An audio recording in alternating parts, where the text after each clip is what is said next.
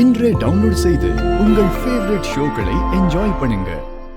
இதுக்கு மேல நான் பொய் சொல்ல விரும்பல.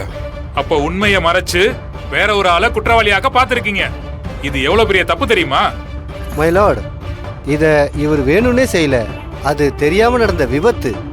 இது தெரியாம நடந்துச்சோ தெரிஞ்சு நடந்துச்சோ, தான் பண்ணின ஆக்சிடென்ட்ட இன்னொருத்தர் பண்ணினதா ஜோடிச்சது தப்பு தானே? ஐயா, ஆக்சிடென்ட் நடந்தப்ப கார்ல மாறன் ராகவன் 2 பேரும் இருந்திருக்காங்க. தான் அண்ணன் ராகவனோட நற்பெயருக்கு கலங்கம் வந்துடக்கூடாதுன்னு தான் அவர் தம்பி மாறன் தானாவே தான் ஆக்சிடென்ட் பண்ணதா சொல்லிட்டாரு. ராகவன் அப்ப இருந்த மனநிலையில அவரால் உண்மையை சொல்ல முடியல. மற்றபடி நடந்தது ஒரு ஆக்சிடென்ட். அதை கருத்தில் கொண்டு விசாரணை முடிகிற வரைக்கும் ராகவனுக்கு ஜாமீன் கொடுக்கும்படி. எதுக்கு? சாட்சிகளை கலைக்கிறதுக்கா?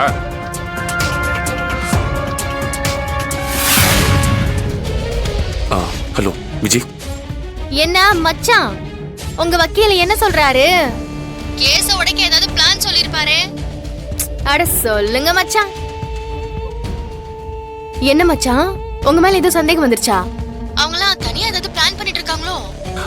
ஐயோ விஜய், இது வரைக்கும் கோர்ட்ல நேர்மையா வாதாடி ராகவனை வெளியில கொண்டு வரதுக்கு தான் ட்ரை பண்ணிட்டு இருக்காங்க. மத்தபடி இங்க எந்த பிளானும் இல்ல. இவ எதுக்கு கார்த்திக் கிட்ட பேசுறா? நல்லா நடிக்கிறீங்க மச்சான். மச்சான், என்ன பயம் விட்டு போச்சா? நீங்க பண்ண தகுதித்தம் எல்லாத்தையும் உங்க அப்பா கிட்ட சொல்லவா? அப்புறம் என்ன நடக்கும்? ராகவ மச்சான வெறுத்த மாதிரி அப்புறம் உங்க அப்பா உங்களையும் வெறுத்துருவாரு. மச்சான், அங்க எது நடந்தாலும் எனக்கு தெரிஞ்சாகணும். இல்லன்னு வைங்க, அப்புறம் நடக்கிறதே வேற. நான் சும்மாலாம் சொல்ல மச்சான், சம்பவம் பண்ணிடுவேன். ஓகே விஜய், நான் பாத்துக்கிறேன். கார்த்திக், உங்க 2 பேருக்குள்ள என்ன இருக்கு? எதுவா இருந்தாலும் இப்பவே சொல்லிருங்க. ஐயோ பிருந்தா, அதெல்லாம் ஒண்ணும் கிடைக்காது. மறைக்காம உண்மையை சொல்லுங்க கார்த்திக். நானும் கொஞ்ச நாளா பாத்துட்டு தான் இருக்கேன். உங்க நடவடிக்கையே சரியில்லை. எப்ப பார்த்தாலும் தனியா போய் உட்காந்து சிரிச்சு பேசிட்டு இருக்கீங்க. என்னாச்சு? என்ன நீ பிருந்தா? மாமா, அக்கா, இவரை பாருங்களேன். கார்த்தி எப்ப பார்த்தாலும் அந்த விஜய் கூடயே பேசிட்டு இருக்காரு. அன்னைக்குதான் போன் பண்றான்னு பார்த்தா இன்னைக்கு போன்ல பேசிட்டு இருக்காரு. என்ன நடக்குது இவங்க 2 பேருக்குள்ள? அதெல்லாம் ஒரு பிளான் தான். மோரோ பிளானா? என்ன பிளான்? அது பிருந்தா, அது ஒண்ணும் இல்ல பிருந்தா. அந்த விஜய் எப்படினாலும் ஏதாவது பிளான் பண்ணிட்டு இருப்பால.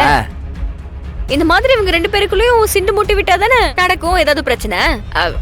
நீ இதெல்லாம் பெருசா எடுத்துக்காத, சரியா? ஆமா. ஏன் பிருந்தா, கார்த்தி பத்தி உனக்கு தெரியாதா? என்னடி நீ? இப்போதைக்கு ராகவ மாமாவை எப்படி வெளியே கொண்டு வரணுங்கிறதுதான் நம்ம யோசிக்கணும். இவெல்லாம் ஒரு ஆளடி, இவளை பத்தி எல்லாம் யோசிச்சுட்டு இருக்காத. ஆமாமா, இதெல்லாம் நீ பெருசா எடுத்துக்காத. டேய், கூட்டு போடா. சரிடா, கூட்டு போடும். நீ வா பிருந்தா. கொஞ்சம் விட்டு உங்ககிட்ட உளறி இருப்ப. ஏதோ தெரியாம உளறிட்டேன்டி. ஏண்டா?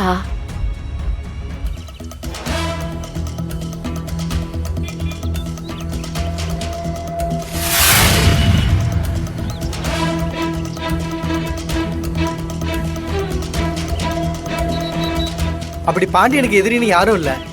எல்லார்கிட்டயும் நட்பா தான் பழகுவான். வேற ஸ்டாண்ட்ல இருக்கிற ஆட்டோ டிரைவருங்க இங்க வந்து சவாரி எடுப்பாங்க. அப்பப்ப சின்ன சின்ன சண்டை வரும். ஆனா எதுவும் கை கலப்பெல்லாம் ஆனதில்ல. அதெல்லாம் ரெகுலரா நடக்கிறது தான். கொலை பண்ற அளவுக்கு பெரிய சண்டையெல்லாம் இல்லை. அவர்கிட்ட பொண்ணுங்க யாராவது ஏதாவது பிரச்சனை பண்ணிருக்காங்களா? ஏன்னா இந்த ஆக்சிடென்ட்டுக்கு காரணமா இருந்தது ஒரு பொண்ணு தான். அவர் என்ன சொல்றாரு? அப்படிலாம் இல்ல. என்ன சொல்றாரு இவரு? இந்த கேஸ்ல இன்வால்வ் ஆயிருக்கிறதும் அவதான். எங்களுக்கு தெரிஞ்சு அப்படி யாரும் இல்ல. பாண்டியனுக்கு தங்கச்சிங்க இருக்கிறதால பொண்ணுங்க கிட்ட சகஜமா பழகுவான். நிறைய ஹெல்ப் பண்ணியிருக்கான். யார்கிட்டையும் பிரச்சனை இருக்கிற மாதிரி தெரியல.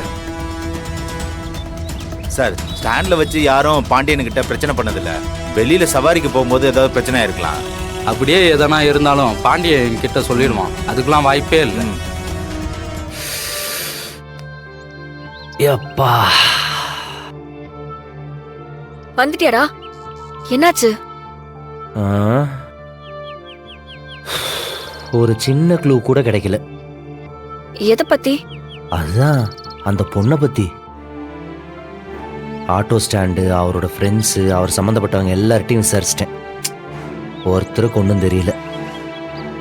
எந்த பொண்ணு இன்வால்வ் ஆகலைன்னு தான் சொல்கிறாங்க. அதான் சொல்றல, எங்க சைடுல ஒரு பொண்ணால ஒரு பிரச்சனை வரதுக்கு வாய்ப்பே இல்ல. எங்க அண்ணன் என்கிட்ட மேக்சிமம் எதையும் மறைக்காதடா. கேட்குறேன்னு தப்பாக எடுத்துக்காத. என்ன இல்லை, என்ன உங்கள் அண்ணனை பற்றி இப்படி கேட்குறேன்னு கோவப்படக்கூடாது. நீ ஃபர்ஸ்ட் கேளு. உங்கள் அண்ணனுக்கு இந்த லவ் கிவ்னு ஏதாவது எதுக்கு முறைக்கிற? உங்கள் அண்ணனும் வயசு பையன் தானே, அவரும் இன்னைக்கு உயிரோடு இருந்தா கல்யாணம் எல்லாம் பண்ணியிருப்பாப்புல. அப்படி இருக்கும்போது லவ் பண்ணியிருக்க மாட்டாங்களா? அது என்ன தேச துரோகமா என்ன? எங்க அண்ணன் லவ் பண்ணுச்சுதான். ஓ, அப்ப லவ்வர் இருந்தாங்களா? எங்க கிட்ட ஸ்பெசிஃபிக்கலா சொன்னதில்ல, ஆனா அரசல் பரசலா கேட்டிருக்கேன். ரோஸ் மெரின்னு ஒரு பொண்ணை லவ் பண்ணுச்சு. ஏங்க அக்கா, இங்க ரோஸ் மெரி இருக்காங்களா? இங்க அப்படிலாம் யாரும் இல்லம்மா. இல்லையா? இங்கதான் இருக்கிறதா சொன்னாங்களே. தெரியாதுமா, அப்படிலாம் யாரும் இல்ல. இல்லையா? நீங்க ஹவுஸ் ஓனரா? ஹவுஸ் ஓனர் நான் இல்லம்மா, வாடகைக்கு இருக்கம்மா. ஒருவேளை இவங்களுக்கு முன்னாடி இருந்திருக்காங்களோ? யார் நீங்க? என்ன வேணும்? ரோஸ் மேரிங்கிறவங்க அவங்க காலி பண்ணிட்டு போயிட்டாங்க. இப்ப எங்க இருக்காங்கன்னு தெரியுங்களா? எங்கே சொன்னாங்களே, வலசரவாக்கம் பக்கம் போக போறதா சொன்னாங்க. நீங்க அங்கே போய் விசாரிச்சு பாருங்க. அட்ரஸ் எதுவும் கிடைக்குங்களா?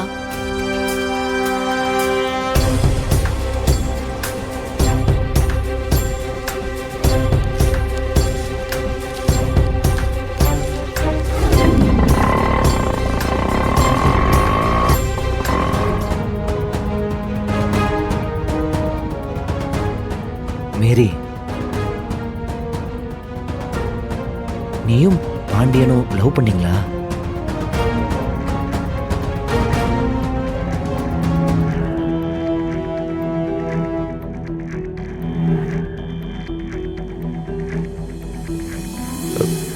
சொல்லு மேரி.